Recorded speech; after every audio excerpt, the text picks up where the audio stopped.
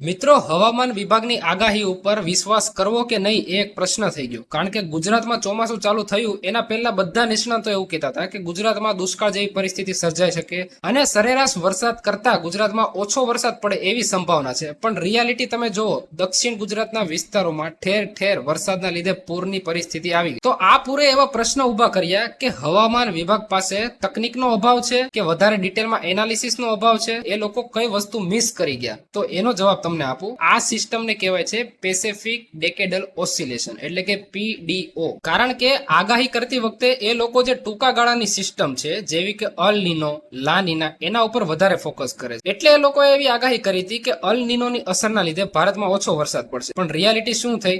Negative PDO active થઈ ગયું. તો આ PDO સિસ્ટમ શું છે એના વિશે વાત કરું. તમે આ મેપમાં જોઈ શકો છો કે આ છે પેસિફિક મહાસાગર અને આ છે આપણું ઇન્ડિયા. એટલે જનરલી પવન કઈ દિશામાં વાય છે? પેસિફિક થી ભારત તરફ અને અરબ સાગર થી ભારત તરફ જાય છે. એટલે વૈજ્ઞાનિકોએ આગાહી કરી અલ નીનો અસરની. હવે એના લીધે આજે ભારતની નજીક જે દરિયો છે એનું પાણી ઠંડુ હોય છે, એટલે એનો ભેજ એટલો બધો વાતાવરણમાં ભળતો નથી, જેના લીધે પવન ભેજવાળો નથી આવતો ભારત તરફ, એટલે ઓછો વરસાદની સંભાવના હોય છે. પણ રિયાલિટીમાં શું થયું? PDO સિસ્ટમ, અને એમાં પણ નેગેટિવ.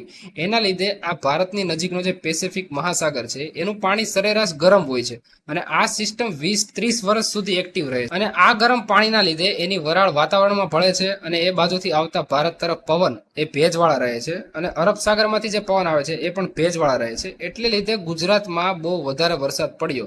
એકચ્યુઅલમાં વરસાદ વધારે પડ્યો ત્યારબાદ નિષ્ણાતોએ એનાલિસિસ ચાલુ કર્યું અને એને જોયું કે PDO સિસ્ટમ સક્રિય થઈ ગઈ છે, એના લીધે આ આટલો બધો વરસાદ પડે. એટલે હવામાન વિભાગ વાળા ડિટેલમાં એનાલિસિસ કરે, ટૂંકા ગાળાની સિસ્ટમ પ્લસ લાંબા ગાળાની સિસ્ટમ બંનેનું એનાલિસિસ કરીને પછી જો આગાહી કરે તો ગુજરાતના રહેવાસી માટે મોટો બધો ફાયદો થાય એમ છે. જો માહિતી સારી લાગી હોય તો લાઈક કરો, કમેન્ટ કરો, સબસ્ક્રાઇબ કરો. જય હિન્દ, જય ભારત.